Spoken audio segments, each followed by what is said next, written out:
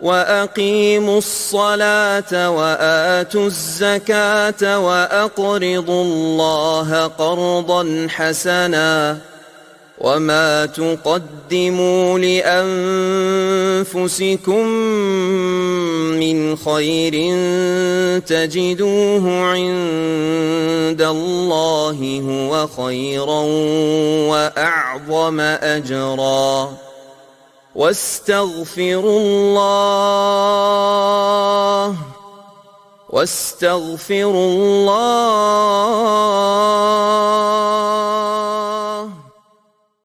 وَأَقِيمُوا الصَّلَاةَ وَآتُوا الزَّكَاةَ وَأَقْرِضُوا اللَّهَ قَرْضًا حَسَنًا وَمَا تُقَدِّمُوا لِأَنفُسِكُم مِّنْ خَيْرٍ تَجِدُوهُ عِندَ اللَّهِ هُوَ خَيْرًا وَأَعْظَمَ أَجْرًا وَاسْتَغْفِرُوا اللَّهَ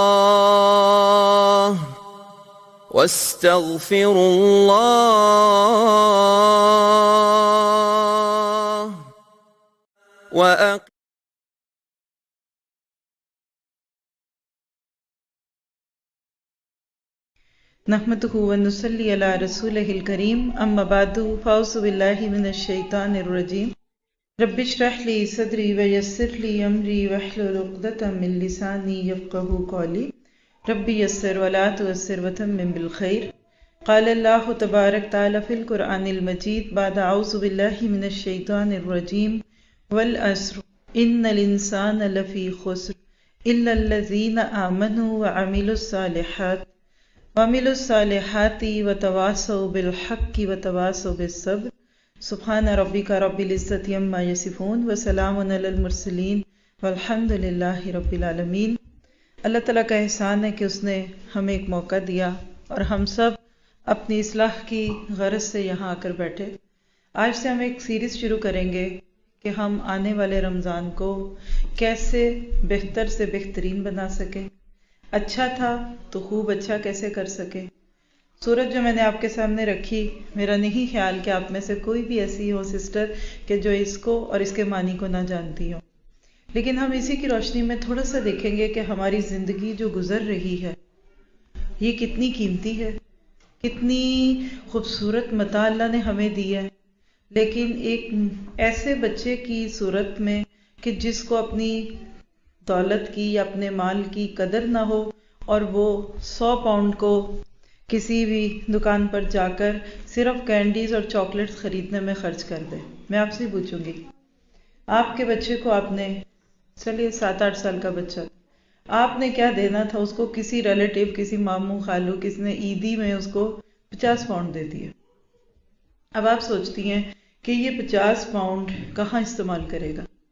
ابھی آپ یہ سوچ ہی رہی ہیں کہ وہ بچہ آئے اور اس کے ہاتھ میں ٹافیوں کے بیگز اور چاکلیٹیں اور پیپسی کے کچھ ڈبے اور کچھ سے کچھ ایسی چیزیں جو ہیں وہ لے کر آ جائے.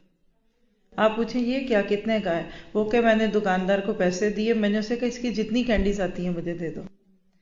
یہ سن کر آپ کے دل پر کیا گزرے گی؟ افسوس ہوگا نا. بس اسی افسوس کو آپ بہت بڑا کر لیں جب انسان کو شعور ملتا ہے.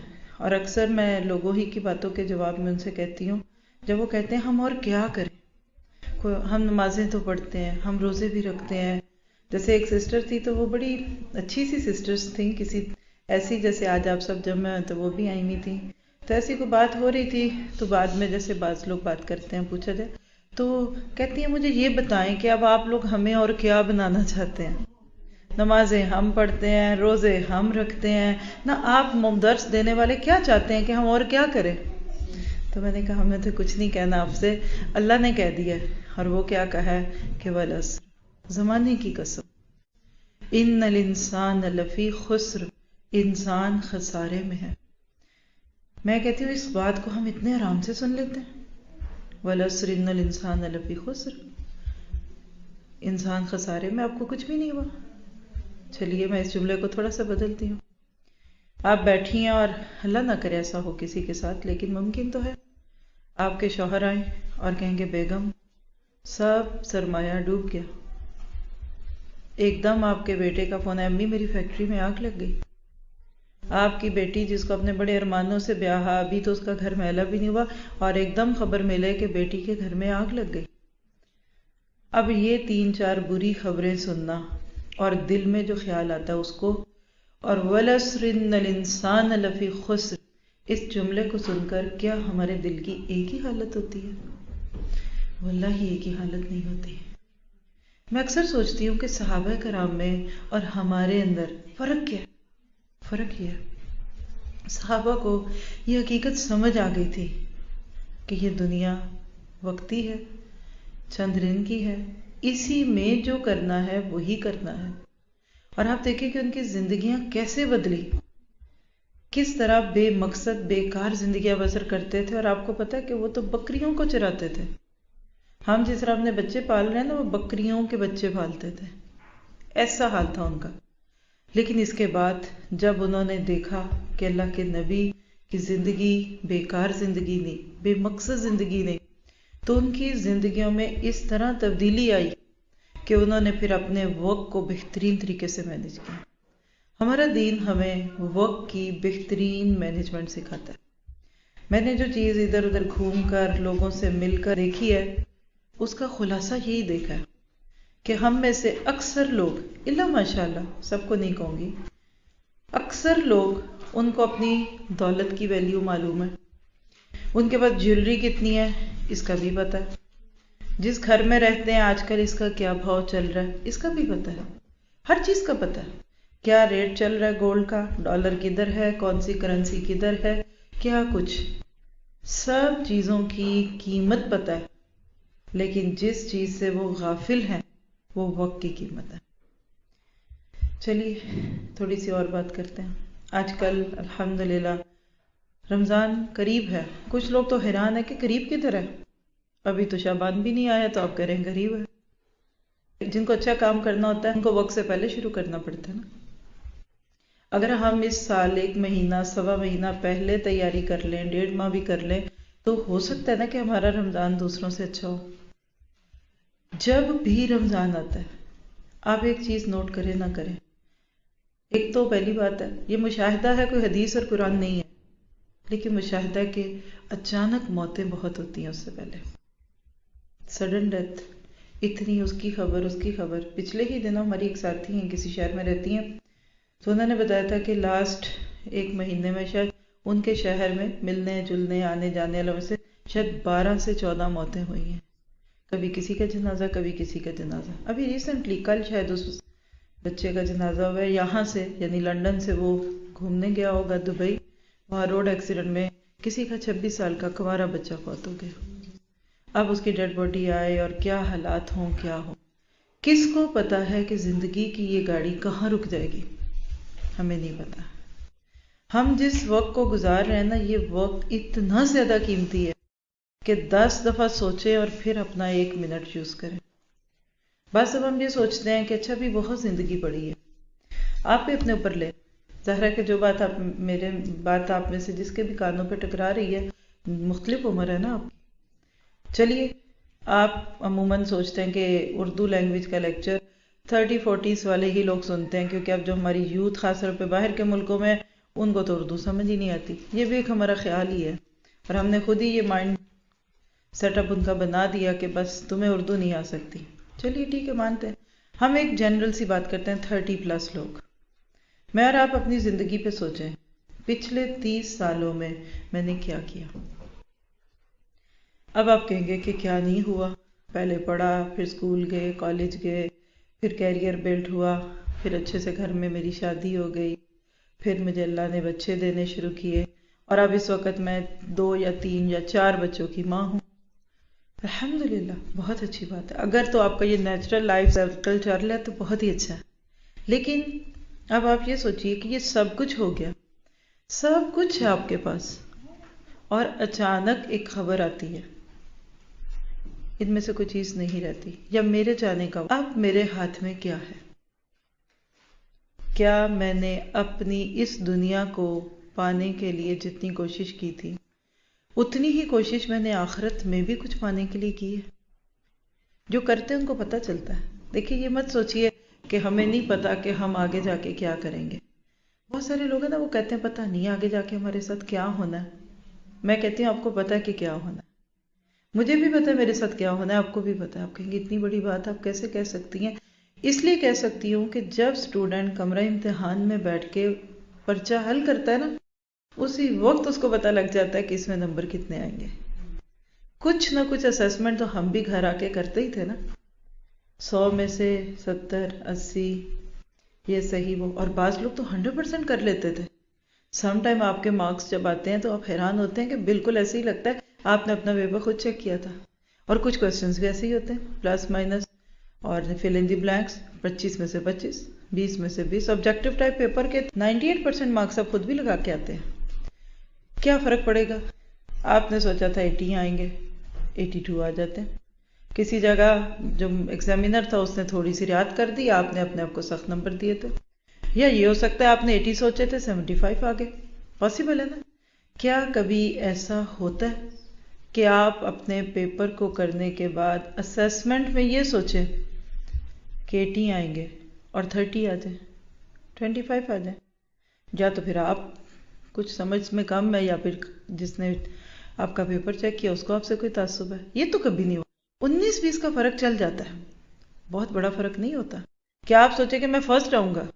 یہ ممکن ہے کہ آپ سیکنڈ آ جائیں، لیکن یہ ممکن نہیں کہ آپ فیل ہو جائیں. بس اسی کو آخرت پہ لے لیں. آج اس دنیا کے کمرہ امتحان میں جو میں اور آپ بیٹھے ہوئے ہیں، ہم سب کو پتہ ہے کہ ہم کتنے درجے کی کوشش کر رہے ہیں اس جنت کو پانے کے لیے. ہماری کوششوں کا رخ کیا ہے؟ ہم کہاں پہنچیں گے؟ ابھی آپ سب یہاں پہنچے ہیں نا. جو پہلے آتے جاتے ہیں انہوں نے تو سوچا بھی نہیں ہوگا، خود بخود اللہ کے حکم سے پاؤں بھی لگ گئے اور گاڑیاں بھی چل پہ آ گئی. جو فرسٹ ٹائم آئے ہیں تھوڑی سی نیویگیشن کو استعمال کیا تو آ گئے نا، ہو گیا. لیکن یہ تو نہیں ہو سکتا کہ آپ کو پتہ ہی نہیں جانا کدھر ہے، ڈیسٹینیشن کیا ہے، اور بس گاڑی میں بیٹھ جائے. سارا دن آپ اپنی گاڑی چلاتے رہیں، اینڈ آف دا ڈے آپ کہاں پہنچیں گے؟ آپ وہی ہوں گے، یا اور لاسٹ ہو چکے ہوں گے، یا اپنے گھر کے ارد گرد گھوم رہے ہوں گے. گاڑی آپ کی بتا رہی ہے کہ آپ نے ماشاءاللہ بہت زیادہ مائلیج لگا لیا اور گاڑی میں ہو سکتا ہے 100 میل بھی چل چکے ہوں، آپ ایکچولی وہیں کھڑے ہیں. چلیں بس اسی کو سوچتے ہیں ہم سب. آپ کی گاڑی راؤنڈ اباؤٹ کے ارد گرد سارا دن چکر لگاتی رہے، پیٹرول بھی گیا، ٹائم بھی گیا، گاڑی بھی ہیٹ اپ ہوئی، سب کچھ ہوا، اور اینڈ پہ آپ کہاں پہنچے؟ ادھر ہی کھڑے. یہ کیا ہے؟ ڈائریکشن لیس ڈرائیونگ کا نتیجہ. اچھا آپ اپنی جگہ چیخ رہے ہیں، میاں صاحب کہتے ہیں جی اتنی گاڑی کہاں چلی، پیٹرول کہاں گیا. آپ کہتے ہیں سچی صبح سے گاڑی میں تھی. اچھا آپ سچ کہہ رہی ہیں. آپ کہتی ہیں واقعی گیس اتنے کی جل گئی، آپ سچ کہہ رہی ہیں. لیکن دوسرا بندہ آپ کی ان باتوں کو کیا کہے؟ کیا ہے اس 100 پاؤنڈ کے گیس کو یوز کر کے؟ رزلٹ کیا ہے؟ وہ تو کوئی نہیں ہے نا. اس کے برعکس آپ صبح اٹھی ہیں، آپ نے ایک پلان بنایا، آج یہ کام ہے. کسی نے بھی، کوئی مرد یا عورت، صبح ادھر جانا ہے، شام ادھر، رات کو ادھر گروسری لینی، ادھر پیسے دینے، ادھر سے پیسے لینے، کرا کے رات کو آتا ہے. وہ بھی اتنا ہی پیٹرول یوز کرتا ہے، وہ اتنا ہی اس میں سے ٹائم لگا کے آتا ہے، سب کچھ. لیکن جب وہ کر کے آئے گا تو لوگوں کو دکھانے کے لیے کچھ ہے نا. کیا بننا بھی دکھاؤ. کوئی ڈرائیور ہی اگر ہو تو مالک پوچھے گا نا سناؤ بھی کیا کیا صبح سے؟ پھر وہ کہے گا صاحب صبح بچوں کو چھوڑا، پھر بیگم کو ادھر چھوڑا، پھر ادھر سے سبزی خریدی، پھر گھر آیا، پھر اس کے بعد گاڑی ٹھیک کرانے گیا، پھر ادھر شام کو گیا، آپ نے یہ کہا تھا، یہ کر کے پوری لسٹ دے گا تو آپ اطمینان محسوس کریں گے. بس اسی سے سمجھ لیں جو پہلا شخص ہے نا جس کی گاڑی بس ایک ہی جگہ پہ گھوم رہی ہے، وہ ہے جس کی زندگی کا کوئی مقصد نہیں ہے. دیکھیے یہ کیا بات ہے کہ صبح بھی کھایا تھا، کل بھی کھایا تھا، پھر تھوڑی دیر گھنٹوں میں بعد دوپہر میں پھر کھا لیا، پھر شام کو کھائیں گے، بیچ میں چائے بھی پئیں گے. کیا ایسا شخص جس کی زندگی صرف اپنے کھانے پینے بیچ میں چند نمازوں کے مطابق ہے، کیا وہ ایسا شخص نہیں جیسے ٹرین سٹیشن پہ کوئی شخص بیٹھا ہو اور بس ادھر دیکھ رہا ہے ادھر دیکھ رہا ہے، پھر تھوڑی دیر ظاہر بھوک لگتی ہے تو کچھ کھا بھی لیتا ہے، واش روم میں جانا پڑتا ہے، واش روم میں بھی چلا جاتا ہے، اس طرح کچھ ایکسرسائز کرنی ہے وہاں بیٹھ کے وہ کر لے۔ آپ مجھے بتا سکتے ہیں کہ ایسا انسان جو پرپز لیس زندگی بسر کرتا ہے اس کا حساب ایک ٹرین اسٹیشن پہ بیٹھے ہوئے مسافر کی طرح نہیں ہے؟ ایک ٹرین کا بس اس کو انتظار ہے، اور وہ ڈیتھ ٹرین ہے۔ کب میری ٹرین آئے گی اور میں اس میں بیٹھ جاؤں گا۔ کچھ لوگوں کی زندگی دیکھ کر یقین کریں ایسے لگتا ہے یہ موت کی ٹرین کا انتظار کریں، نہ گھر والوں کا ان کی کوئی ضرورت ہے، نہ وہ ذہنی طور پہ کام کرنے کے وہ قابل ہے۔ پورا دن ہمارے بڑے بزرگ ایون گھروں میں کھا لیا پی لیا نمازیں پڑھی ٹی وی کے آگے بیٹھ گئے، سیاست دیکھ لی۔ ایسے مجھے اتفاق ہو جاتا ہے کبھی کبھی سیاست کی کچھ جھلکیاں ٹی وی پہ دیکھنے کی، تو میں سوچتی ہوں کہ ساری بحثوں کا خلاصہ کیا ہے؟ ہیلو قال، اس نے یہ کہا اس نے یہ کہا، وہ اس کو بعض دفعہ ایسے لگتا ہے جیسے وہ مرغیاں نہیں لڑتے آپس میں، اس طرح سیاست کے نام پر لوگ لڑ رہے ہیں۔ آخر جس گاڑی میں میں اور آپ بیٹھے ہیں اس کا اینڈ کیا ہے؟ اس کی آخری بوگی کی طرح۔ اس کو بعض دفعہ ایسے لگتا ہے جیسے وہ مرغیاں نہیں لڑتے آپس میں، اس طرح سیاست کے نام پر لوگ لڑ رہے ہیں۔ آخر جس گاڑی میں میں اور آپ بیٹھے ہیں اس کا اینڈ کیا ہے؟ اس کی آخری بوگی کی طرح۔ اچھا چلیے تھوڑا سا اور چلتے ہیں آگے، آپ زیادہ تو نہیں چل رہے ادھر ادھر۔ آپ پھر امیجن کیجئے کہ کوئی ٹرین اسٹیشن پہ کھڑا ہے، چند کافی لوگ ہیں، اور آپ نے دیکھا کہ جو ٹرین اسٹیشنز ہوتے ہیں وہاں چھوٹی چھوٹی انہوں نے بینچز بنائی ہوتی ہیں کہ کچھ لوگ جو انتظار کرتے ہوئے تھک جائیں وہ بیٹھ جائیں۔ پیسنجر ہمیشہ زیادہ ہوتے ہیں اور وہ بیٹھنے کی جگہ تھوڑی ہوتی ہے۔ خیر کافی رش تھا، کسی ایک شخص کو جگہ مل گئی، وہ کہتا شکر ہے اب میں بیٹھ گیا۔ جب جگہ ملی ذرا اس نے اپنے آپ کو سیٹل ڈاؤن کیا، پاؤں پسارے سب ہوا کہ بیٹھ گئے، اتنے میں اس کی ٹرین آ گئی۔ اب کیا کرے گا؟ میں نہیں اٹھتا، اتنی مشکل سے تو مجھے جگہ ملی ہے، نہیں چونکہ مجھے اب ادھر جگہ مل گئی ہے نا، میں ادھر ہی ٹھیک ہوں، میں نہیں بیٹھتا اس ٹرین میں، پتا نہیں پھر آگے جا کے کیا ہوگا۔ وہ ٹرین گزر گئی، بیٹھ جائے، بیٹھا رہا۔ اب دوسرے لوگ کہہ رہے ہیں کہ یہ کہاں جا رہا ہے، تھوڑی دیر اگر کوئی دیکھ رہا ہے، اس کے سامنے لوگ آ رہے ہیں اور جا رہے ہیں، وہ بیٹھا ہے۔ اچھا پھر اس کے بعد اس کی ٹرین دوبارہ آ گئی، پھر وہ کہتا ہے اتنی مشکل سے تو جگہ ملی تھی تو اب میں اٹھ گیا تو یہ تو زیادتی۔ مجھے بتائیے شام تک وہ روٹ پہ جانے والی ہر ٹرین کو مس کرتا جائے صرف اس بات میں کہ چونکہ مجھے یہاں اچھی جگہ مل گئی ہے تو مجھے ٹرین پہ نہیں جانا، میں اور آپ اس کو کیا کہیں گے؟ عقل مند کے بیوقوف؟ ہم کہیں گے اللہ کے بندے ٹرین میں بیٹھتے تو کہیں پہنچتے، ایسے ہی ہے نا؟ تو اس بینچ پہ بیٹھے ہوئے تم کہاں پہنچو، جاؤ گھر جا کے بیٹھو پھر۔ بہت ناسمجھ ہے وہ انسان جو دنیا کے اس پلیٹ فارم پہ بیٹھ گیا نا تو پاؤں جم گیا، اور آخرت کی ٹرینیں، نیکیوں کی ٹرینیں، اچھے کاموں کے موقع آتے جاتے ہیں اور اس کو مس کرتا ہے صرف اس وجہ سے کہ چونکہ میں دنیا میں اب سیٹل ڈاؤن ہو گیا ہوں نا تو بس مجھے اب اور کسی چیز کی فکر نہیں ہے۔ میرا اور آپ کا کام کیا ہونا چاہیے کہ ہم اس دنیا کے پلیٹ فارم سے گزرے، بیٹھنا نہیں ہے۔ اور بڑی خوبصورت حدیث ہے، سب نے بہت دفعہ سنی ہوگی کہ آپ نے فرمایا کہ کن فی الدنیا کأنک غریب عابر السبیل، اس دنیا میں ایسے رہو جیسے تم غریب ہو۔ اردو کا غریب نہیں، عربی کا، اور عربی میں غریب کہتے ہیں اسٹرینجر کو، غربا۔ ایک بہت پیاری حدیث میں بھی ہے کہ دین غربت سے شروع ہوا تھا اور ایک وقت آئے گا کہ یہ پھر غربت کی طرف مائل ہوگا۔ مطلب کیا ہے کہ جب نیا نیا اسلام کا کلمہ شروع ہوا تھا دوبارہ تو لوگوں کو بہت سٹرینج لگا تھا کہ اتنے خداؤں کو چھوڑ کر ایک خدا پہ آ جائیں، ہم یہ رسم و رواج چھوڑ دیں، باپ دادا کے طور طریقے چھوڑ دیں، کہ جو سچے دین پہ آتا تھا لوگ اس کو صابی کہتے تھے۔ آپ نے فرمایا ایک وقت ایسا ہی آئے گا کہ دوبارہ لوگ سچے دین کے ساتھ لوگوں کا یہی معاملہ کہ جو دین پہ عمل کرے گا لوگ اس کو یا تو اسٹرینجر کہہ دیں گے، یا اس کو فنیٹک کہہ دیں گے، یا پھر اس کو وہابی کہہ دیں گے، کچھ نہ کچھ تو کہہ ہی دیں گے نا۔ یہ ساری کہانیاں کیا ہیں؟ ہم سب کو اپنے اوپر لے کے سوچنی چاہیے کہ میں نے اور آپ نے اپنی اس باقی زندگی کو جو رہ گئی ہے اس کو کیسے استعمال کرنے کا پلان بنایا ہے۔ کیا ہمارے پاس اگلی زندگی کے کوئی پلان ہیں؟ کہ وہی ہے کہ جیسے کشتی اس کو پانی میں ڈال دیں اور ہوا کے وہ پانی کی لہروں کے سہارے کبھی ادھر گرے کبھی ادھر گرے، یا ایک ایسا جہاز ہو کہ جس کو پائلٹ اوپر جا کے چھوڑ دے، وہ ہوا کے رخ پہ ادھر سے ادھر لڑکتا رہے۔ ہمیں اپنی زندگی کا بہترین استعمال کرنا ہے، اور وہ کب ہوگا؟ جب ہم اس دنیا میں آنے کا مقصد سمجھیں گے۔ اور دنیا میں آنے کا مقصد جب سمجھا بھی ہم نے تو کیا سمجھا کہ وما خلقت الجن والانس الا لیعبدون. سورہ زاریات کی آیت ہے نا، غالباً 52 آیت ہے کہ ہم نے جن و انس کو اپنی عبادت کے لیے پیدا کیا ہے. بہت سارے لوگوں کے ذہن میں عبادت کا تصور نماز، روزہ، حج، زکوٰۃ ہے، بس اسی پہ کافی ہیں. اور وہ کہتے ہیں کچھ وظیفے کر لو، چلو کچھ اور کام کر لو، دیٹس اٹ. لیکن میں آپ سے ہی پوچھوں گی، اب آپ نے فجر کی نماز پڑھی ہے؟ الحمدللہ. میرا گمان ہے آپ سب نے پڑھی ہے. فجر نہ پڑھی ہو تو پھر انسان ظہر نہیں پڑھ سکتا، اور نماز وقت پہ نہ ہو تو باقی عبادت پوری نہیں ہوتی. یہ تو سچ ہے. قرآن سننے کے لیے وہی لوگ نکل آتے ہیں جنہوں نے نمازیں کم از کم پوری کی ہوتی ہیں. یہ اللہ کی ایک آپ کہہ لیجیے اللہ تعالیٰ کی طرف سے ایک پروٹیکشن ہوتی ہے. میں آپ سے پوچھنے کی ایک غلطی کروں، اگر آپ مائنڈ نہ کریں، کہ بھئی آپ نے فجر کیوں پڑھی؟ جی آپ بتائیے. کوئی بھی نماز جو ہم پڑھتے ہیں، ہم نمازیں کیوں پڑھتے ہیں؟ جی کوئی ایک. جی آپ. یس سر پلیز. پروٹیکشن. اوکے جی آپ. اللہ تعالیٰ کا حکم اور نبی صلی اللہ علیہ وسلم کی سنت. نوٹ کرتے جائے آپ سب لوگ. انہوں نے کہا نماز پروٹیکشن ہے، انہوں نے کہا کہ اللہ اور اس کے رسول کا حکم ہے. کوئی اور؟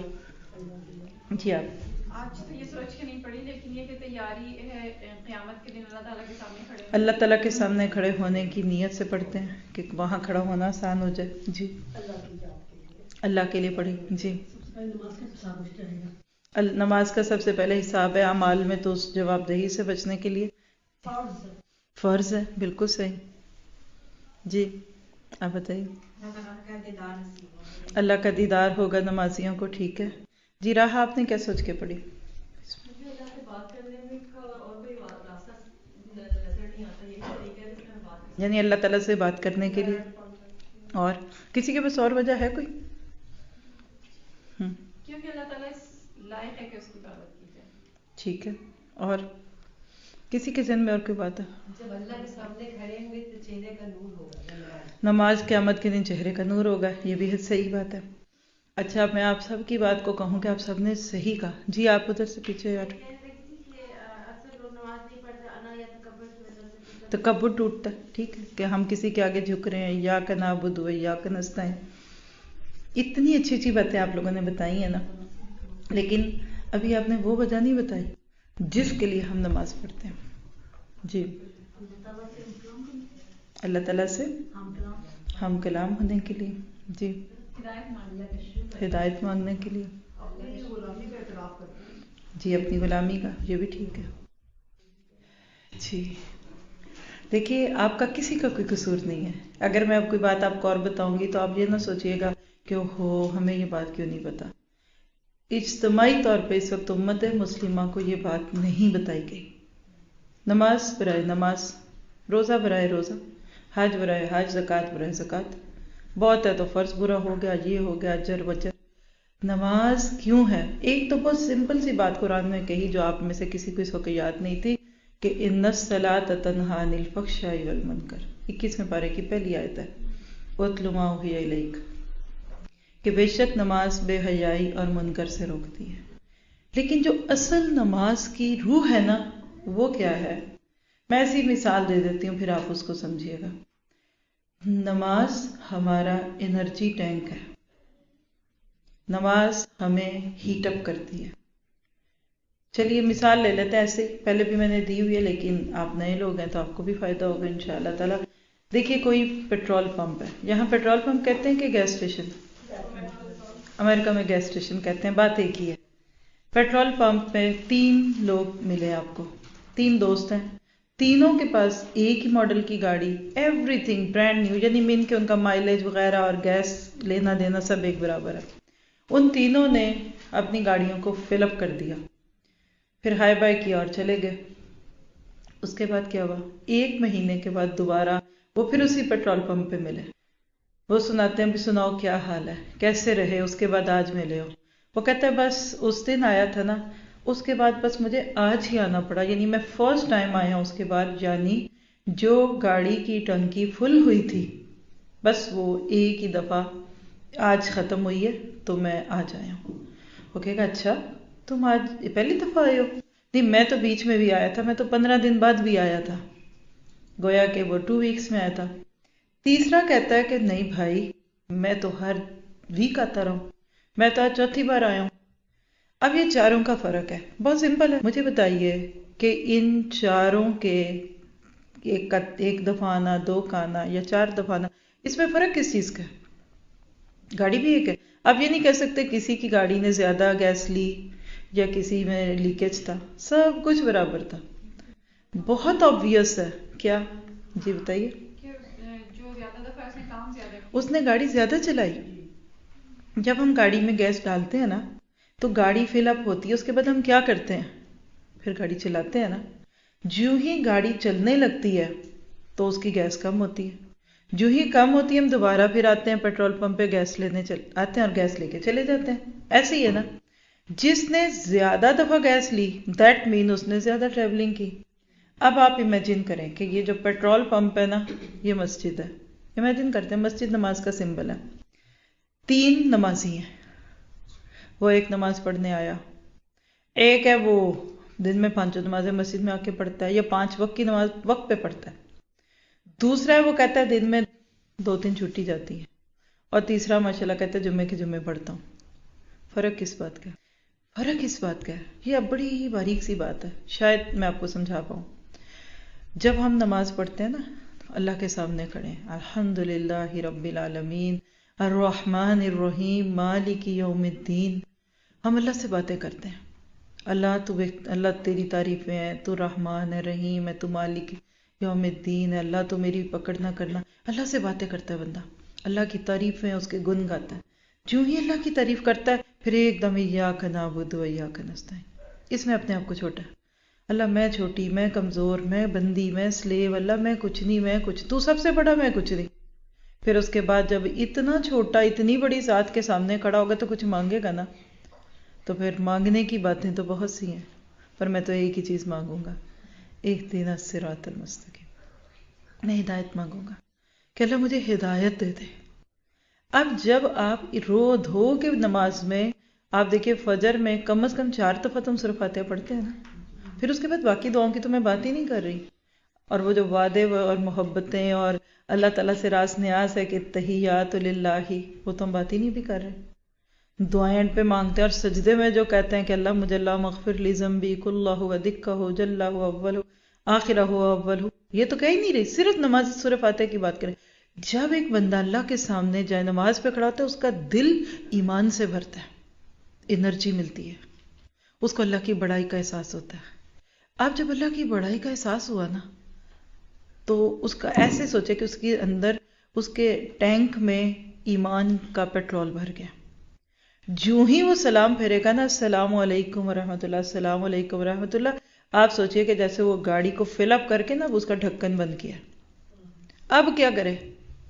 اب یہ ایمان جو نماز میں ملا نا، یہ اس کو دوڑائے گا اللہ کے راستوں میں۔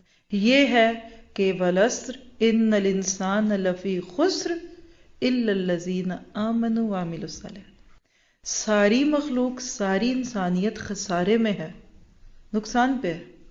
تمہارا کاروبار نقصان، تمہاری شادی نقصان، تمہارا ہر دن تو ہم نقص پہ جا رہے ہیں نا، ہماری زندگی کی گاڑی رک تو نہیں رہی، ہر دن عمر میں 1 دن کا اضافہ، ہر سال یا 1 سال بڑھ گیا، بال سفید ہو رہے ہیں، نظر کمزور ہو رہی ہے، چلتے ہوئے دردیں شروع ہو جائیں گی، اندر کچھ نہ کچھ کمی بیشیاں ہوں گی، ہم سب ڈکلائن پہ۔ جس دن ایک بچہ پیدا ہوتا ہے، کہتے ہیں اسی وقت اس انسان کی موت کا پیغام ہے کہ چونکہ اس نے مرنا ہے تو اب اس کا بچہ آ گیا اس کی جگہ، اس نے جگہ لینی ہے اس کی۔ اب دنیا کی یہ گھڑی چل رہی ہے میری اور آپ کی، اس کو ہم روک بھی نہیں سکتے۔ ہم فوڈ کانشیس ہو جائیں، ہم اچھی ڈائٹ لیں، ہیلدی ڈائٹ لیں، واک کریں، ہم اپنی بیوٹی کا بہت خیال کریں، سب کچھ ہوگا، لیکن ہم اپنی موت کو نہیں روک سکتے۔ وہ چل پڑا، وہ وقت کا پہیہ گھوم رہا ہے۔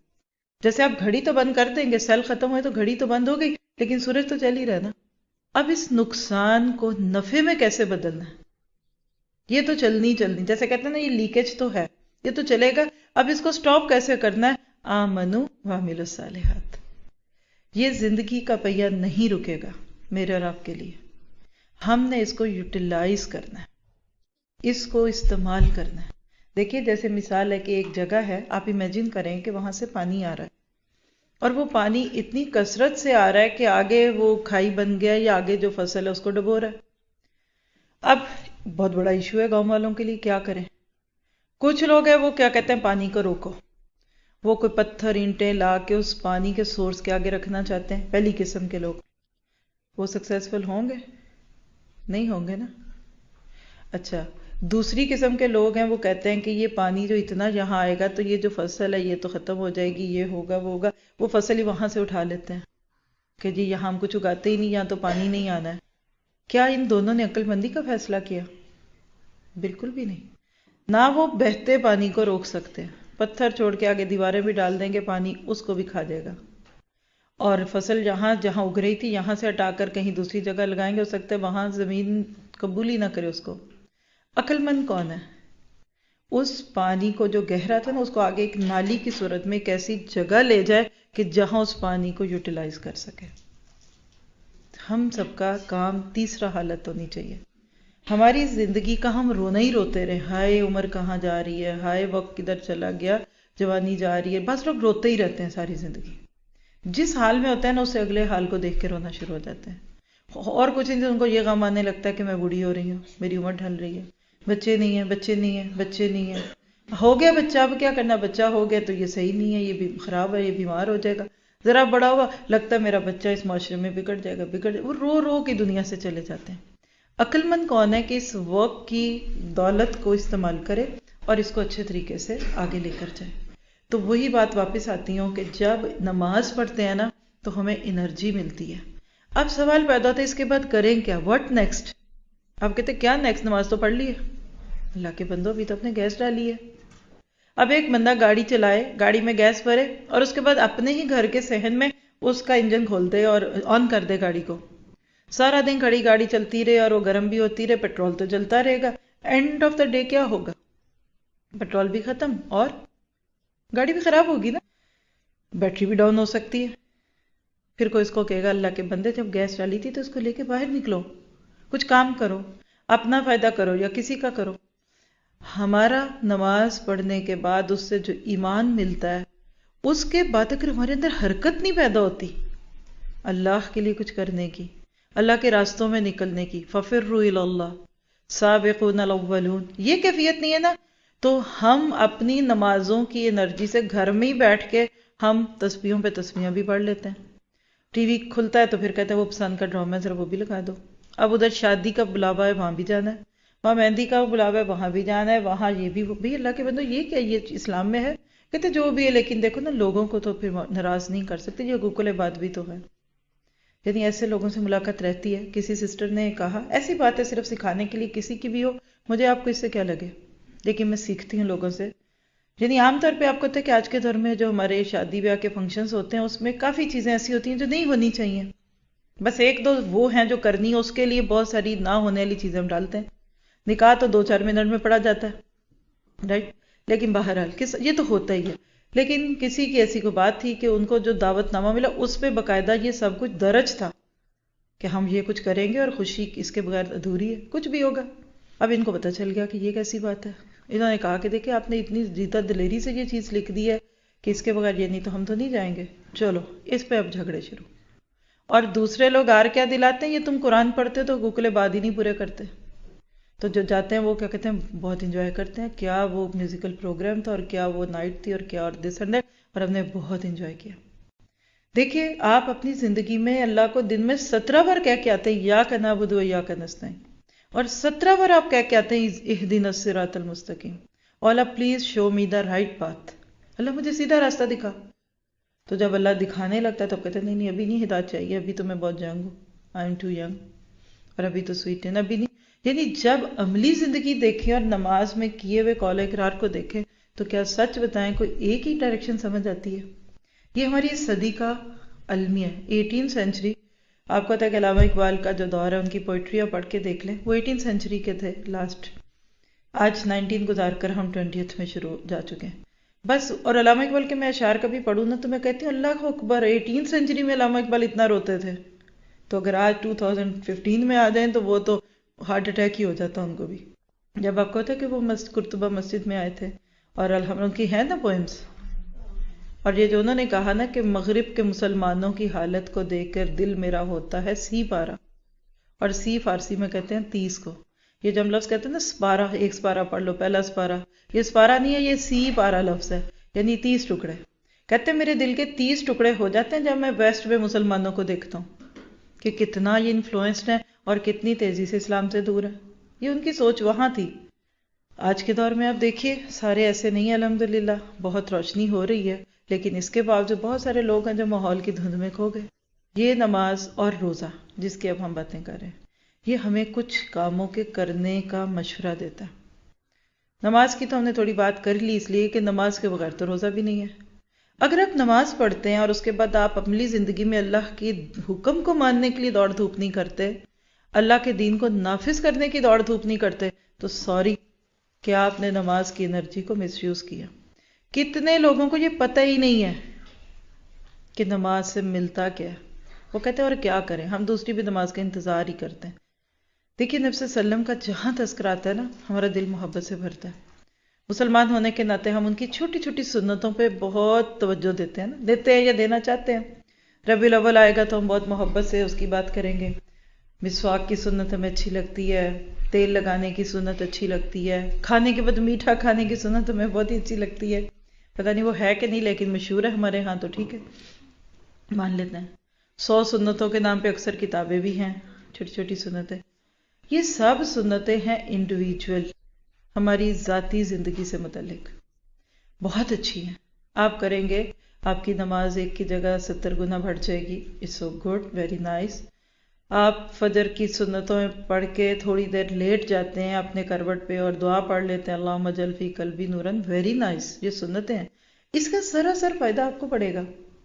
لیکن جو اللہ کے نبی کی مستقل سنت ہے، دائمی سنت ہے، ایور لاسٹنگ سنت ہے، وہ کیا ہے؟ 2 لوگ تو مجھے پتہ ہے کلاس میں تھے کل، آپ بھی تھی، آپ بھی تھی، آپ بھی تھی، آپ بھی، بہت سارے ہیں جی. اللہ کے نبی کی کانسٹنٹ سنت کیا تھی؟ جی پیچھے سے. پوری زندگی وہ دین نافذ کریں گے. شاباش. یہ ہے تواصو بالصبر اور تواصو بالحق.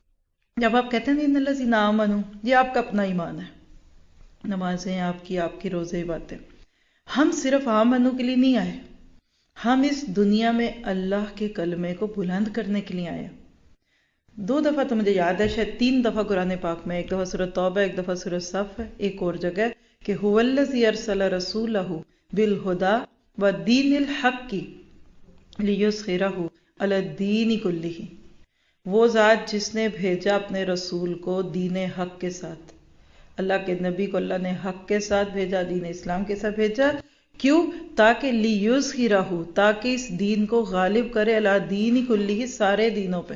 اور لو کرہ الکافرون ولو کرہ المشرکون، آگے لفظ فرق ہے.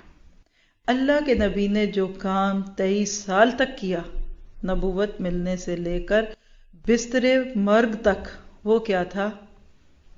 دین کا نفاذ. لوگوں کی عملی زندگی میں دین آ جائے، چلتے پھرتے دین کے نمائندے بن جائیں، یہ دنیا میں چلے اور اوپر فرشتے کہیں کہ واقعی اس انسان کی تخلیق میں حکمت تھی. ہم سمجھ نہیں پائے اور ہم نے ایسی بات پوچھ لی کہ اللہ کیوں بناتا ہے تو اس کو جو زمین میں فساد کرے گا. دیکھیے اگر صرف تسبیح ہوتی، روزہ ہوتا، نماز ہوتی، حج ہوتا تو فرشتے بہت تھے. اور اتفاق ہوا ریسنٹلی اللہ تعالیٰ کے گھر کو دیکھنے کا، جب آپ طواف کرنے والوں کو دیکھتے ہیں، جب آپ سعی کرنے والوں کو دیکھتے ہیں، مسجدوں میں بھاگ بھاگ کے نمازیں پڑھنے والوں کو دیکھتے ہیں، تو اپنا آپ ایسے لگتا ہے مکھی کی نوک. میری نماز سے اللہ کو کیا ملنا، اتنے پڑھ رہے ہیں. میری اللہ کے لیے عبادت کیا، اللہ کی تو اتنی اور یہ تو ہمیں زمین کے چند لوگ دکھتے ہیں نا، چند لاکھ فرشتے، زمین و آسمان، کائنات. اور جب کبھی آپ یونیورس کی کوئی ویڈیو دیکھتے ہیں تو آپ کہتے ہیں شرم کر اپنے اوپر. اتنے سیارے، ستارے، اتنی گلیکسیز، کہکشائیں اللہ کے حکم پہ جل رہی ہیں، تو تیری کیا اوقات ہے؟ اس زمین کے اگر گلوب میں دیکھے تو میں اور آپ ایک نقطہ بھی نہیں ہے. پھر اپنی باتیں کچھ نہیں لگتی. یعنی جب صرف عبادت ہوتی تو فرشتوں نے تو کہہ دیا تھا کہ وَنَحْنُ نُسَبِّحُ بِحَمْدِكَ وَنُقَدِّسُ لَكَ، اللہ ہم تیری تسبیحیں بھی کرتے ہیں، ہم تیری بڑائی بیان کرتے ہیں. یہ کیا انسان کو بنانے کی حکمت تھی؟ تو اللہ نے کیا فرمایا تھا؟ انی عالم ما لا تعلمون، میں وہ جانتا ہوں جو تم نہیں جانتے. اور وہ کیا تھا؟ کہ انسان صرف عبادت نہیں کرے گا. یہ تسخیر کائنات کا کام بھی کرے گا، یہ دنیا میں میرا دین نافذ کرے گا۔ دیکھیے پہلا جملہ انسان کے لیے قرآن میں کیا آیا ہے؟ وَإِذْ قَالَ رَبُّكَ إِنِّي جَاعِلٌ فِي الْأَرْضِ خلیفہ۔ میرا اور آپ کا تعارف اس قرآن میں لفظ خلیفہ سے ہوا، اس کے باقی سب معنی چھوڑ دیں، ضرورت نہیں اس وقت، لیکن ایک معنی اس کا یہ کہ دنیا میں اللہ کے نظام کو نافذ کرنے والا۔ آج ہماری زندگی دو دھاری زندگی ہے، ایون جن کو بہت نیک سمجھتے ہیں تو ان کی نیکی کہاں تک عموماً رکی ہوتی ہے؟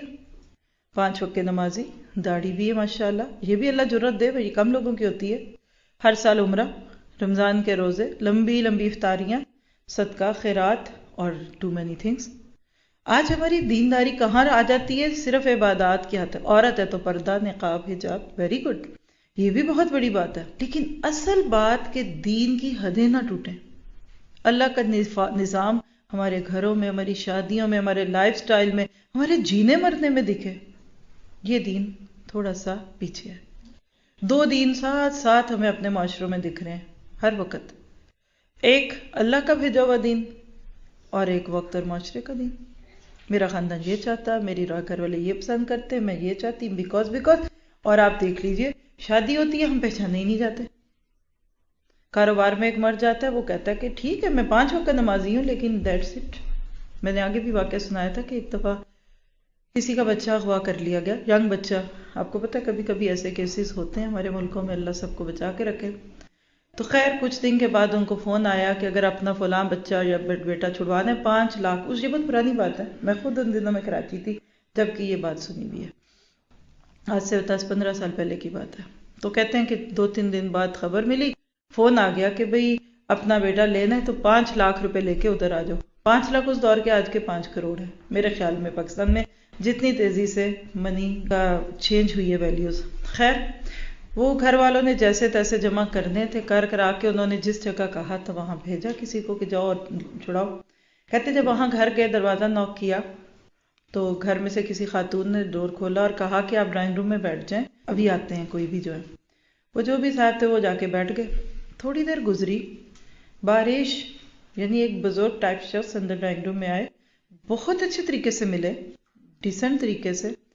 کہتے اچھا آپ سے میری فون پہ بات ہوئی تھی؟ کہا ہاں۔ آپ سے میری بات ہوئی تھی؟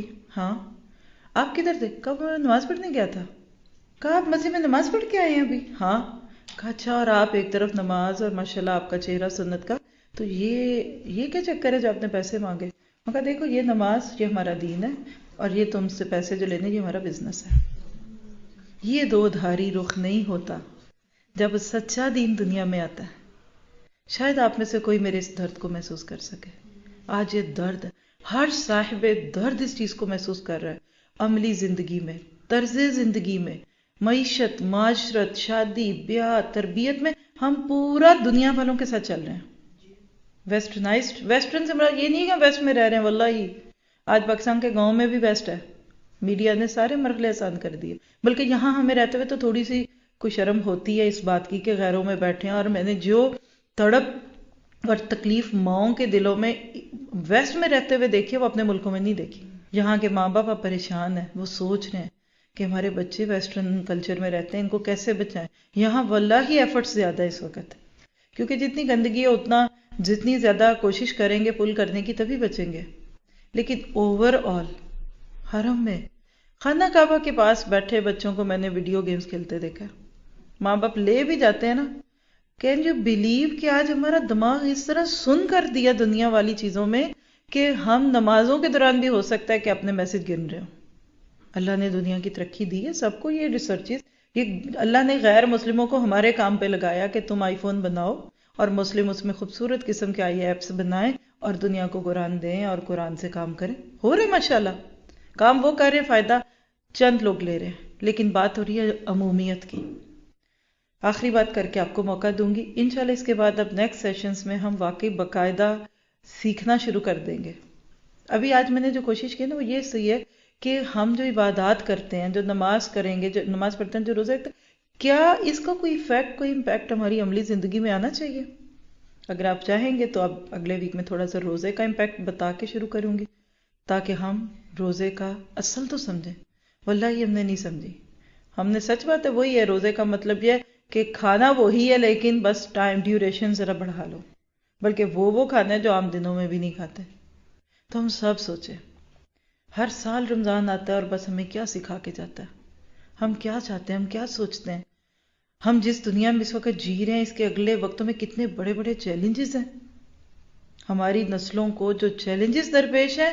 یہ روزہ، میں کہتی ہوں اگر آج کے دور میں اور آپ روزے کی اصل سمجھ جائے نا، تو یہ جو گندگی کا طوفان ہے نا ارد گرد، جس کا ہمیں غم ہے کہ ہمارے مرد اور ہمارے بچے اور ہماری بیٹیاں اس میں انڈلج نہ ہو جائیں، شعور کے روزے رکھوا لیں۔ ایک رمضان ایسا گزر جائے آپ کے بچوں کا کہ جس میں شعوری طور پہ روزہ رکھ لیں کہ لعلکم تتقون، پھر آپ کو ان کی چوکیداری نہیں کرنی پڑے گی کہ بچے گھر ہیں تو میں گھر ہوں، بچے کمپیوٹر پہ بیٹھے تو میں سر پہ بیٹھوں۔ نیور، ہم کبھی ایسی پابندیاں لگا کے اپنے بچوں کو بچا ہی نہیں سکتے۔ یہ تو ہم نے ان کے اندر دیواریں کھڑی کرنی ہے۔ جیسے حضرت یوسف علیہ السلام، کون سر پہ تھا ان کے، باپ یا ماں؟ کہ جب عزیز مصر کی بیوی نے دعوت گناہ دی، پردیس بھی ہے، تنہائی بھی ہے، غلام بھی ہیں، پہل بھی عورت کر رہی ہے، انکار کرنے کا نتیجہ بھی نقصان کی صورت میں ہے، اور جوانی بھی ہے، گھر میں رہتے ہیں، 10 سے زیادہ عذر گنوائے ہیں مفسرین نے کہ حضرت یوسف کے پاس اتنے عذر یعنی ریزنز تھیں اس وقت اس عورت کی دعوت کو قبول کرنے کی، لیکن وہ بچپن کی باپ کی تربیت نے روک لیا۔ لولا را برہان من ربی، ایک برہان تھی، اچھی تربیت بچوں کی گئی ہو، ان کی نظروں کی حفاظت بچپن میں کی گئی ہو تو وہ بچ جاتے ہیں۔ اسی طرح ایک آخری واقعہ سنا کے بات کو پورا کرتی ہوں۔ نبی صلی اللہ علیہ وسلم کے ایک صحابی تھے، مرثد رضی اللہ عنہ، صحت مند بھی تھے، چوڑے چکلے تھے۔ اللہ کے نبی نے ان کو یہ کام دیا کہ مدینہ میں جو مسلمان آ چکے ہیں ہجرت کر کے، کچھ لوگ ابھی بھی مکہ میں ہیں، بوڑھے، کمزور، ہینڈی کیپڈ بچے، آپ ان کو مکہ والوں کی قید سے نکالیں۔ اب دیکھیں کتنا ہارڈ جاب ہے نا، دشمن کے ٹیریٹری، دشمن کے علاقے سے اپنے لوگوں کو آزاد کرنا۔ خیر یہ گئے، اس وقت کچھ یہ لائٹس تو ہوتی نہیں تھی، لوگوں نے رات کا سفر کرتے تھے چاندنی راتوں میں، کیونکہ صحراؤں میں کھلا چاند ہوتا تھا تو وہ ایک قسم کا نائٹ بلب کا کام کرتا تھا۔ خیر یہ گئے مکہ کی طرف، شہر کی فصیلیں ہوتی تھی، دیواریں ہوتی تھی تاکہ دشمن آئے یا کچھ آئے تو پتہ لگے۔ مرثد جب شہر کے پاس پہنچے تو انہوں نے دیوار پھلانگی، جب یہاں گئے تو ان کو دور ایک عورت کا سایہ دکھا، تھوڑا سا فاصلہ قریب ہوا، اسی طرف سے آواز آ گئی، یا مرثد، او مرثد، اہلاً و سہلاً، ویلکم، بت عندنا لیلا۔ آواز سے پہچان گئے کہ یہ عناق ہے، ان کی دور جاہلیت کی محبوبہ، اسلام سے پہلے ان کے تعلق تھے ان سے، اور اب رات کو وہ عورت ان کو دیکھ کے خوش ہو گئی ہے۔ لیکن مرثد کیا بولتے ہیں؟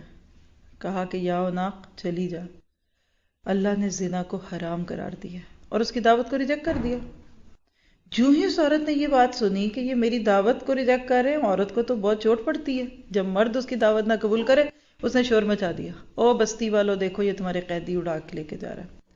بستی والے اٹھے، خیر مرثد نے جان بچائی، اندھیروں میں چھپتے چھپاتے واپس مدینہ آ گئے۔ مدینہ آئے تو اللہ کے نبی کے پاس آ کے کہتے ہیں، اللہ کے نبی کیا میں عناق سے شادی کر سکتا ہوں؟ اس سے بھی پتہ چلتا ہے کہ دل میں کوئی نفرت نہیں تھی، ابھی بھی نرم گوشہ تھا۔ زنا کی دعوت ٹھکرائی لیکن حلال شادی کی بات کی تو اس پہ قرآن کی 2 آیتیں مختلف ہیں، سورہ بقرہ کی بھی ہے لا تنکحوا المشرکات حتی یؤمنن، اور اسی طرح سورۃ نور میں الزانی لا ینکح الا الزانیہ، اور المشرک مشرکہ، یعنی منع کر دیا گیا۔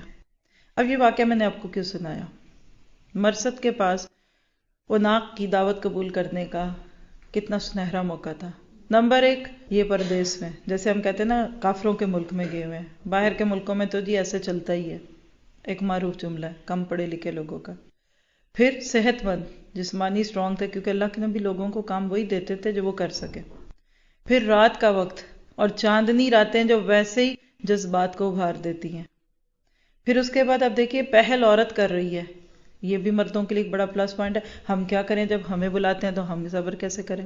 پھر پرانے تعلقات بھی ہیں، اور یہ بھی پتہ ہے کہ اس کی دعوت نہ قبول کی تو یہ میرا راز کھول دے گی۔ اتنے عذر موجود ہیں، لیکن وہاں مرثد کو کس چیز نے روکا؟ لعلکم تتقون، ان کے نفس کے تقوی نے، یہی مقصد اللہ نے قرآن پاک میں رمضان کا دیا، اور ایک ہی جگہ پہ بس رمضان کا ذکر ہے قرآن میں، سورہ بقرہ کی آیت 183، یا ایھا الذین آمنوا کتب علیکم الصیام کما کتب علی الذین من قبلکم لعلکم تتقون، کہ ایمان والو تم پر روزے فرض کیے گئے جیسے تم سے پہلوں پہ کیے گئے تھے. یعنی اتنا نہ رو کہ یہ صرف مسلمانوں پہ فرض ہے. اور آج حیرت ہوگی آپ کو سن کر اس بات کو کہ آج ہمارے بچے جب سکولوں میں روزے رکھ کے جاتے ہیں یا کہیں بھی پبلک پلیسز میں آپ لوگ جاتے ہوں گے تو کئی گورے یعنی کرسچن جوز ان پہ رحم کھاتے ہیں، اور کئی لوگ صرف اس پہ گلٹی فیل کرتے ہیں، ہم مسلم ہیں، ہم کتنے بیوقوف ہم روزہ رکھتے ہیں.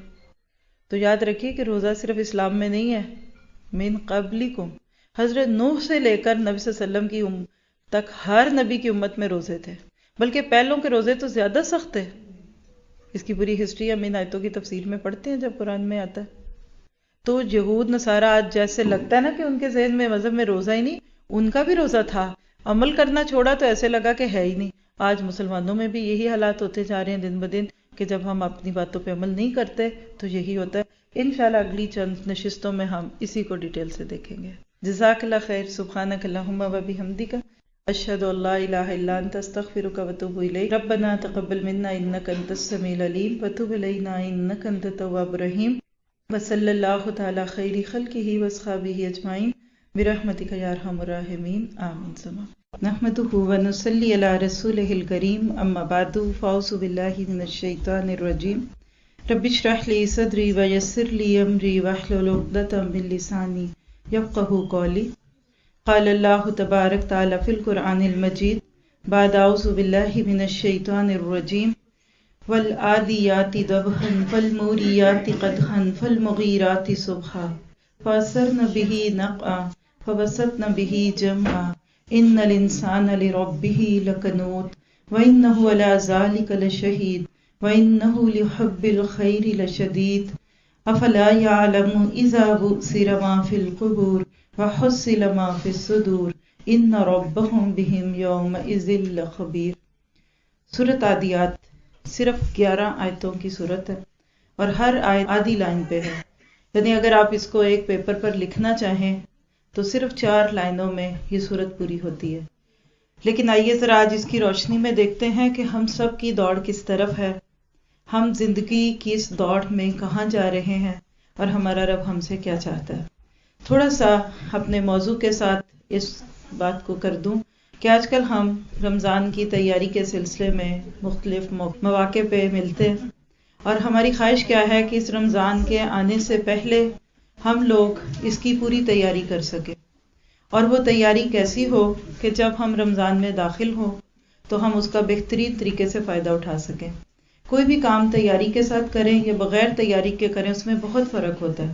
ہم سب خواتین تو اس کو بہت ہی اچھی طرح سے جانتی ہیں کہ کسی ایک پروگرام کے لیے ہم کئی دن تک تیاری کرتے ہیں، پھر بھی آخری وقت تک ہمیں کچھ نہ کچھ کمی لگتی ہے. تو آنے والے رمضان کو اگر ہم بہترین طریقے سے گزارنا چاہتے ہیں تو ہم یہ دیکھیں کہ اللہ سبحانہ تعالیٰ نے ہمیں اس دنیا میں بھیجا کیوں. یعنی آپ کہہ سکتے ہیں کہ اس سیریز میں آج ہم جس موضوع کو ٹچ کریں گے وہ کیا ہے کہ what is the purpose of life. ہماری زندگیوں کا مقصد کیا ہے، میرے رب نے مجھے کیوں پیدا کیا، اور اس دنیا میں آ کر جو کچھ میں کر رہی ہوں آخر اس کا کوئی نتیجہ بھی نکلنے والا ہے کہ نہیں. یہ چھوٹی سی صورت اس لیے چوز کی کہ بہت سارے ساتھیوں کو الحمدللہ یہ زبانی یاد ہوتی ہے. اگر اس وقت آپ کے سامنے مصحف نہ بھی ہوں تو آپ میرے ساتھ ساتھ اپنے تصور کی آنکھ سے ان آیتوں کو دیکھیں گے. تو آئیے تھوڑا سا آیت کا ترجمہ کرتے ہیں، ایک ایک آیت کا، اور اس کے بعد پھر انشاءاللہ آپ کو بھی موقع دیں گے. آپ نے صرف سننا نہیں ہے، آپ نے سنانا بھی ہے، اور ہم سب مل کے ایک دوسرے سے سیکھیں گے. ہم میں سے کسی کو زیادہ یا کم نہیں آتا، پتہ سب کو ہوتا ہے، صرف یہ کہ کسی کو بتانے کا موقع مل جاتا ہے کسی کو نہیں. تو اللہ سبحانہ تعالیٰ فرماتے ہیں بسم اللہ الرحمن الرحیم والعادیات ضبحا. وہ قسم کا ہے، اور کیا فرمایا، ان سرپٹ دوڑنے والے گھوڑوں کی قسم. کون سے؟ فالموریات قدحا، جو ہانپ اٹھتے ہیں. پھر اس کے بعد وہ کیا کرتے ہیں؟ پھر پتھروں پر نال مار کر آگ نکالتے ہیں. فالمغیرات صبحا، پھر صبح کو چھاپا مارتے ہیں. فاثرن به نقعا، پھر اس میں وہ گرد اٹھاتے ہیں. فوسطن بہ جمع، پھر اس کے بعد وہ دشمن کی فوجوں میں داخل ہو جاتے ہیں۔ اگر ہم دیکھیں تو 5 آیتوں میں 5 چیزوں کو بنیاد بنا کر قسم کھائی گئی۔ قسم کھانے کو ہم اپنے کلچر میں سمجھتے ہیں کہ جب کسی کو کسی کی بات کا یقین دلانا ہو تو ہم قسم کھاتے ہیں۔ یاد رکھیے کہ قرآن پاک میں اللہ سبحانہ تعالیٰ نے جو قسمیں کھائی ہیں وہ ہمیں یقین دلانے کے لیے نہیں کھلائیں، کیونکہ اللہ کی بات پہ تو ہمیں آنکھیں بند کر کے یقین کرنا ہے۔ وَمَنْ أَصْدَقُ مِنَ اللَّهِ حَدِيثًا، اللہ سے زیادہ سچی بات کس کی ہو سکتی ہے؟ تو پھر آپ پوچھیں گے کہ قرآن پاک جو اتنی خوبصورت کتاب ہے، اس میں 30ویں پارے میں خاص طور پہ اتنی چیزوں کی قسمیں کیوں کھائی ہے؟ تو بس ایک چھوٹی سی بات سمجھ کے ہم آگے چلتے ہیں، اور وہ کیا ہے کہ قرآن پاک میں اللہ تعالیٰ نے جن جن چیزوں کی قسم کھائی ہے، ایک تو ان کو گواہ بنایا اور دوسرا ان کی اہمیت کا احساس دلایا۔ جیسا کہ یہاں آپ نے دیکھا کہ ان 5 آیات میں گھوڑوں کی کچھ کیفیات کی قسم کھائی ہے کہ یہ وہ گھوڑے ہیں جو سرپٹ دوڑتے ہیں۔ امیجینیشن میں لائیے، گھوڑا کس چیز کا سمبل ہے؟ اللہ کے راستے میں نکلنے کا۔ اور جانوروں میں گھوڑے کو بہت حیثیت حاصل ہے۔ جب ہم ان آیتوں کی تفسیر کرتے ہیں تو ہم بہت ساری حدیثیں بھی ساتھ کوٹ کرتے ہیں جس کی اس وقت ضرورت نہیں ہے، لیکن یہاں بظاہر گھوڑوں سے اللہ تعالیٰ نے ایک کام لیا ہے، اور یہ وہ گھوڑے ہیں جو دشمنوں کی صفوں میں داخل ہوتے ہیں، اس سے پہلے ہانپتے ہیں، کانپتے ہیں، پھر وہ چھاپا مارتے ہیں، پھر وہ زمین پہ قدم رکھتے ہیں تو جو چنگاریاں نکلتی ہیں اللہ نے ان کی قسم کھائی۔ اور ان سب چیزوں کو سامنے رکھتے وقت بس میں اور آپ ایک بات سوچیں کہ جس گھوڑے کی اتنی قسمیں اور جس گھوڑے کو اللہ نے اتنی شان دی، تو اس گھوڑے پہ بیٹھے ہوئے کی کیا شان ہوگی، جس کو مجاہد فی سبیل اللہ کہتے ہیں، جو اللہ کے دین کے دفاع کے لیے آتا ہے۔ اصل میں یہاں اللہ سبحانہ تعالیٰ نے ہم سب کو سکھایا ہے کہ تمہاری زندگی کدھر جانی چاہیے، تمہاری زندگیوں کا رخ اللہ کے دین کی سربلندی ہو۔ اگر آپ دیکھیں تو ہم کب سے ایسے ہی جی رہے ہیں، صبح ہوتی ہے، شام ہوتی ہے، زندگی یوں ہی تمام ہوتی ہے۔ پہلے ہم بچے تھے، پھر تھوڑے سے بڑے ہوئے، پھر جوانی آئی، پھر جوانی جانے بھی لگتی ہے، اور پھر بڑھاپا آتا ہے تو پھر وہ تو کہتے ہیں کہ آگے کبھی نہیں جاتا۔ یہ زندگی کے سارے مرحلے آخر کیوں گزرتے ہیں ہم پہ؟ گھوڑوں کی چاپ کا اللہ نے اتنا یقین دلایا کہ ان کے ایک ایک قدم پر اجر ہے، اور ایسے گھوڑوں کا ذکر قرآن پاک جو دنیا کی سب سے زیادہ پڑھی جانے والی کتاب، اس میں کر دیا۔ تو ایک انسان، کیا اس کی زندگی کا کوئی مقصد نہیں ہے؟ میں اور آپ اپنے آپ سے پوچھیں، میں کدھر جا رہی ہوں؟ میری زندگی کا رخ کیا ہے؟ اللہ تعالیٰ بھی پوچھتے ہیں فَأَيْنَ تَذْهَبُونَ Where are you going؟ تمہارا کیا رخ ہے؟ تم کیوں جیتے ہو؟ سورۃ مومنون میں اللہ تعالیٰ پوچھتے ہیں أَفَحَسِبْتُمْ أَنَّمَا خَلَقْنَاكُمْ عَبَثًا، کیا بس تم نے یہ گمان کیا کہ ہم نے تم کو بے مقصد پیدا کیا؟ You don't have any purpose of life، بس کھاتے ہیں، پیتے ہیں، جیتے ہیں، eat drink be merry that's it، eat repeat اور سو جاؤ اور sleep، سب کچھ یہی ہے۔ آج آپ دیکھیے کہ زندگی کا جو نقشہ دنیا میں دکھتا ہے وہ کیا کہتے ہیں؟ موج کرو، مستی کرو، بابر بیش کوش کے جہاں دوبارہ نیست۔ ہر ایک نے مختلف ناموں سے کچھ سلوگنز بنا رکھے ہیں۔ لوگ کہتے ہیں جیتے ہیں بس جینے کے لیے، کھاتے ہیں بس کھانے کے لیے، اور بس دنیا میں آئے ہیں، کھائیں گے، پیئیں گے، کچھ اچھے کام کریں گے، پھر چلے جائیں گے۔ اللہ تعالیٰ کہتے ہیں نہیں، کچھ حقیقتیں ہیں۔ ابھی تک تو ہم نے صرف گھوڑوں کی قسمیں دیکھی ہیں نا، اب قسم کے بعد ضرور کوئی بات ہوتی ہے نا۔ جیسے آپ کہتے ہیں میں قسم کھاتی ہوں، تو اس قسم کے بعد آپ کیا کہتے ہیں؟ کسی کو کوئی بات ہی کہتے ہیں نا۔ آئیے دیکھتے ہیں کہ اللہ تعالیٰ نے گھوڑوں کی قسم کھا کر کہا کیا ہے، اور یہ بات سننے کے لیے حقیقت میں ہمیں بہت حوصلہ چاہیے، کیونکہ بات ہو رہی ہے انسان کی، اور ہم سب انسان ہیں۔ پہلی بات، ان الانسان لربہ لکنود، مجھے تو شرم آ رہی ہے اس کا ترجمہ کرتے ہوئے۔ بے شک انسان اپنے پروردگار کا بڑا ہی احسان فراموش ہے، ناشناس، نہیں پہچانتا۔ کنود کا لفظ ہے کنادا سے، یعنی انسان اپنے ہی رب کا سب سے بڑا احسان فراموش ہے۔ چلیے، اللہ نے کہا ہے، میں تو نہیں کہہ رہی، ترجمہ آپ کے سامنے، آپ کھول کے دیکھ سکتے ہیں، اسکرین پہ لگائیں گے تو آپ سب بھی دیکھ سکیں گے۔ انسان کیسے اپنے رب کا احسان نہ شکرا، یا آپ کہہ سکتی ہیں کہ وہ نہ شکرا ہے۔ آپ کیسے کہہ سکتے ہیں کہ اللہ نے یہ بات کہہ دی؟ اور یہ یہاں نہیں کہی، اللہ تعالیٰ نے قرآن پاک میں بہت جگہ کہا قلیل من عبادی الشکور، میرے بندوں میں بہت تھوڑے شکر والے ہیں، بہت تھوڑے ہیں کہ جن کو جس مقصد کے لیے پیدا کیے وہ وہی کام کر رہے ہیں۔ اللہ تعالیٰ نے انسان کی ناشکریوں کا تذکرہ قرآن پاک میں بہت جگہ کیا۔ چلیے آئیے دیکھتے ہیں کہ پھر شکر کیا ہوتا ہے۔ ظاہر ہے کہ اللہ نے ہم پر ایک بات کی ہے کہ انسان بڑا ناشکر ہے، تو پھر ہمیں سمجھنا ہے نا کہ میں ناشکری کس طرح ہوں اور شکر کس کو کہتے ہیں. تو ناشکری کو سمجھنا ہے تو شکر سمجھنا پڑے گا. اردو میں ہم بہت بولتے ہیں الحمدللہ، اللہ کا شکر شکر شکر ہے، چاہے ہم کسی بھی پوز میں کہیں، بڑے شکووں والا شکر کہیں شکر ہے، لیکن کہتے تو ہیں نا. لیکن آپ میں سے کوئی بھی موسٹ ویلکم، یہ بتائیے کہ شکر کہتے کس کو ہے؟ یہ کہیں گے ہیں اللہ تعالیٰ کا بے انتہا احسان، جی جس وہ کو تو شکر نام دیا گیا. ٹھیک ہے. اوکے، اور بھی کوئی کچھ کہنا چاہے؟ ایسی جو جو آتا ہے وہ بتا دیجئے. میں بتاؤں؟ دیکھیے ڈکشنری میں شکر کہتے ہیں گائے کو چارہ تھوڑا بھی ملے لیکن اس کے باوجود وہ دودھ زیادہ دے. اب امیجن کریں کہ ایک شخص ہے، اس کے پاس گائے ہے، وہ اس کو بہت کچھ نہیں بھی دے سکتا، لیکن جب دودھ ہونے جائے تو وہ بہت سارا دودھ دے دے. اس کیفیت کو عربی میں شکر کہتے ہیں. اب اس کو اپنے اوپر لے لیجئے. اللہ نے ہمیں نعمتیں دی، اللہ تھوڑی بھی نعمتیں دیں، بندہ رب کی عبادت، اس کی اطاعت، اس کی فرما برداری زیادہ کرے، اس کو شکر کہیں گے. شکر کیا ہے کہ اللہ کی دی ہوئی نعمتوں کو اللہ ہی کے حکم سے استعمال کیا جائے. اور یاد رکھیے کہ جسم کے ہر حصے کا شکر الگ ہے. آنکھوں کا شکر کیا ہے کہ ان کو ان جگہوں پہ رکھا جائے، وہ چیزیں اس کو دکھائی جائیں جن کا اللہ نے حکم دیا. ساتھ ہی ناشکری بھی دیکھ لے، کیونکہ اللہ نے تو کہا لکنود، تم ناشکرے ہو. تو آنکھوں کی ناشکری کے آنکھیں دینے والے کے حکم کے خلاف چیزیں دیکھی جائیں، ان آنکھوں سے ان راستوں پہ چلا جائے جدھر جانے سے اللہ نے منع کیا. یہ آنکھوں کی ناشکری ہے. کانوں کا شکر کیا ہے کہ ان کانوں کو وہ سنایا جائے جس کے سنانے کا مالک نے حکم دیا. تو کانوں کی پھر ناشکری کیا ہوگی کہ ان کانوں سے وہ سنا جائے جس کے دیکھنے کا دینے والے نے منع کیا. زبان کا شکر کیا ہے؟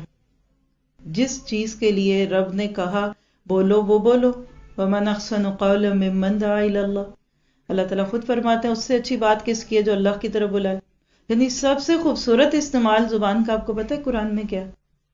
دعا الی اللہ، لوگوں کو اللہ کے دین کی طرف دعوت دینا، لوگوں کو رب سے جوڑنا، لوگوں کو ربانی بنانا، خود سے نہیں، کسی جماعت گروہ ادارے سے نہیں، اللہ سے جوڑنا رب کو. اللہ کہتا ہے وَمَنْ أَحْسَنُ، سورہ حامیم سجدہ کی آیت ہے کوئی اس سے پیارا جو لوگوں کو اللہ سے جوڑے، اور جوڑتے بس نہیں، خود بھی عمل کرے اور ساتھ ساتھ اپنا نام مسلمان کہے، کسی گروہ فرقے کے ساتھ نہ جوڑے، اپنا نام اسلام کے ساتھ جوڑے.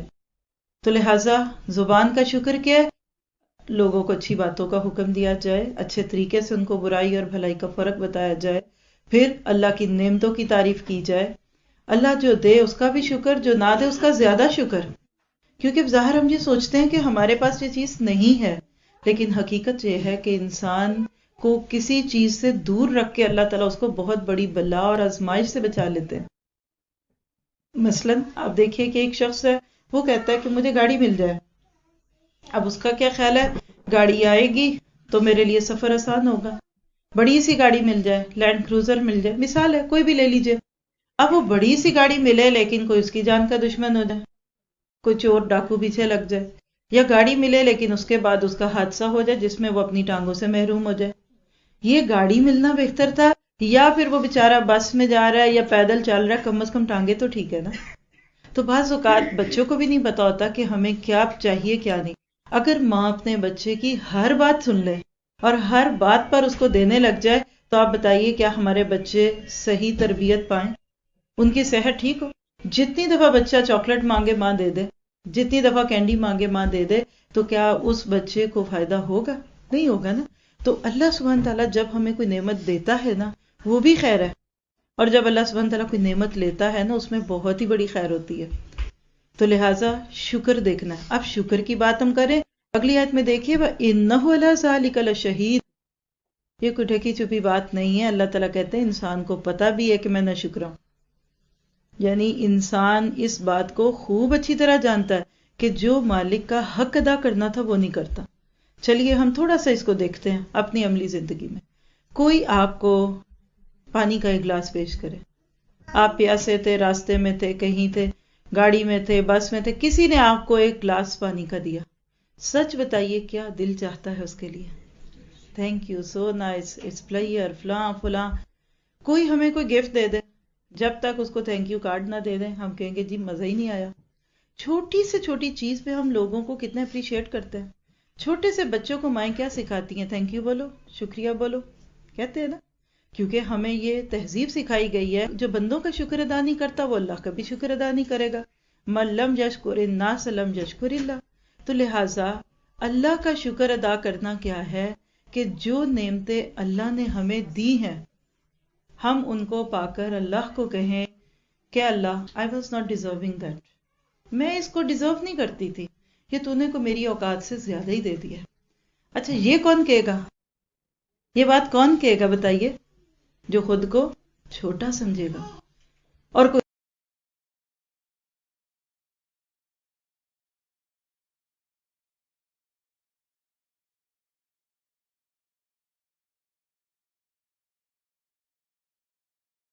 وَأَقِيمُوا الصَّلَاةَ وَآتُوا الزَّكَاةَ وَأَقْرِضُوا اللَّهَ قَرْضًا حَسَنًا وَمَا تُقَدِّمُوا لِأَنفُسِكُم مِّنْ خَيْرٍ تَجِدُوهُ عِندَ اللَّهِ هُوَ خَيْرًا وَأَعْظَمَ أَجْرًا وَاسْتَغْفِرُوا اللَّهَ